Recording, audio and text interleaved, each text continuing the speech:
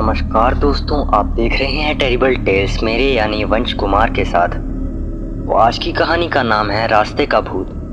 मैं दिल्ली के एक फैक्ट्री में साफ सफाई का काम करता हूँ।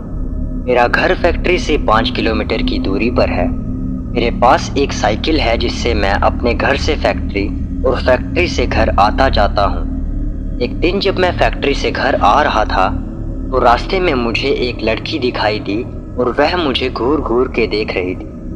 मैं उसे टालते हुए अपने घर की ओर निकल पड़ा।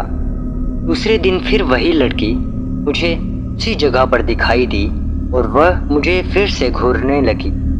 फिर भी मैंने उसकी तरफ पलट के नहीं देखा और अपने घर की ओर निकल पड़ा। मैं उसके पास रुका भी नहीं क्योंकि मुझे उस लड़की से डर लग रहा था। वह लड़की कई दिनों तक मुझे देखती रही। एक दिन वह लड़की वहां पर नहीं दिखाई दी तो मैं सोच में पड़ गया, ऐसा क्या हुआ जो वह लड़की आज नहीं आई। फिर मैं अपने घर की तरफ निकल पड़ा। एक हफ्ते बाद मेरे घर पर एक चिट्ठी आई और मुझे पता चल गया था कि यह चिट्ठी उसकी ही है। उसमें उसका नाम प्रीति लिखा हुआ था और उसमें से एक फोटो निकली थी जो कि उसी लड़की की थी। मैं चौंक गया कि उसे मेरा पता कैसे चला। उस चिट्ठी में लिखा हुआ था कि कल जब फैक्ट्री से निकलो तो जहां पर मैं खड़ी रहती हूँ वहां पर मेरा इंतजार करना। उसके दूसरे दिन मैं वहां पर पहुंच गया तो वह लड़की मुझे वहां पर नहीं खड़ी थी मिली।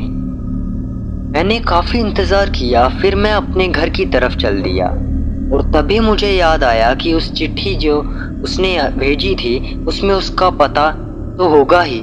फिर मैं उसका पता पढ़कर उसके पते के अनुसार उसके घर के और चल लिया। दरवाजा खोलते ही एक आदमी आया और बोला कि क्या काम है। तो मैंने बोला कि मुझे प्रीति से मिलना है।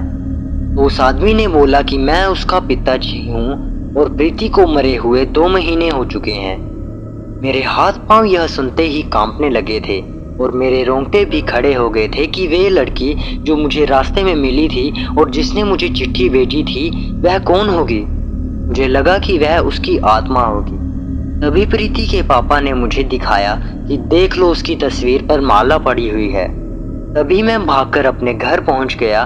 फिर मैंने उस चिट्ठी को जला दिया और उस दिन के बाद से मैंने कभी भी अनजान लोगों से मिलना और बात करना बंद कर दिया।